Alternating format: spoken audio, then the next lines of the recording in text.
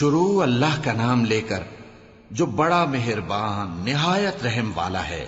اے کملی میں لپٹنے والے، رات کو قیام کیا کرو مگر تھوڑی سی رات، یعنی نصف رات یا اس سے کچھ کم قیام کرو یا کچھ زیادہ، اور قرآن کو اچھی طرح ٹھہر ٹھہر کر پڑھا کرو۔ ہم ان قریب تم پر ایک بھاری فرمان نازل کریں گے۔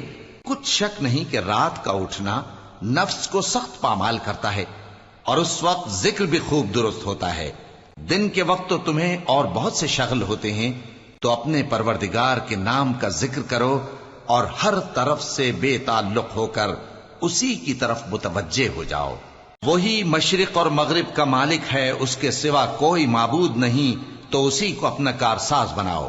اور جو جو دل آزار باتیں یہ لوگ کہتے ہیں ان کو سہتے رہو، اور خوبصورتی سے ان سے کنارہ کش رہو، اور مجھے ان جھٹلانے والوں سے جو دولت مند ہیں سمجھ لینے دو، اور ان کو تھوڑی سی مہلت دے دو۔ کچھ شک نہیں کہ ہمارے پاس بیڑیاں ہیں اور بڑی زبردست آگ ہے، اور گلے میں اٹکنے والا کھانا ہے، اور درد دینے والا عذاب ہے۔ جس دن زمین اور پہاڑ کانپنے لگیں اور پہاڑ ایسے بھر بھرے ہو جائیں گے جیسے ریت کے ٹیلے، اے اہل مکہ، جس طرح ہم نے فرعون کے پاس موسیٰ کو پیغمبر بنا کر بھیجا تھا، اسی طرح تمہارے پاس بھی محمد صلی اللہ علیہ وآلہ وسلم ایک رسول بھیجے ہیں جو تمہارے مقابلے میں گواہ ہوں گے۔ سو فرعون نے ہمارے پیغمبر کا کہا نہ مانا، تو ہم نے اس کو بڑے دردناک انداز سے پکڑ لیا۔ اگر تم بھی ان پیغمبر کو نہ مانو گے تو اس دن سے کس طرح بچو گے جو بچوں کو بوڑھا کر دے گا، جس سے آسمان پھٹ جائے گا۔ یہ اس کا وعدہ پورا ہو کر رہے گا۔ یہ قرآن تو نصیحت ہے، سو جو چاہے اپنے پروردگار تک پہنچنے کا راستہ اختیار کر لے۔ تمہارا پروردگار خوب جانتا ہے کہ تم اور تمہارے ساتھ کے لوگ کبھی 2/3 رات کے قریب اور کبھی آدھی رات اور کبھی تہائی رات قیام کیا کرتے ہو، اور اللہ رات اور دن کا اندازہ رکھتا ہے۔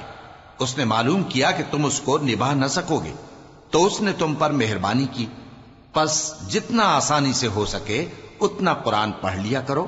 اس نے جانا کہ تم میں بعض بیمار بھی ہوں گے، اور بعض اللہ کے فضل یعنی معاش کی تلاش میں ملک میں سفر کریں گے، اور بعض اللہ کی راہ میں لڑیں گے، تو جتنا آسانی سے ہو سکے اتنا قرآن پڑھ لیا کرو، اور نماز قائم کرتے رہو، اور زکوٰۃ ادا کرتے رہو، اور اللہ کو نیک نیتی سے قرض دیتے رہو، اور جو عمل نیک تم اپنے لیے آگے بھیجو گے اس کو اللہ کے ہاں بہتر اور صلے میں بہت عظیم پاؤ گے، اور اللہ سے بخشش مانگتے رہو، بے شک اللہ بخشنے والا ہے، مہربان ہے۔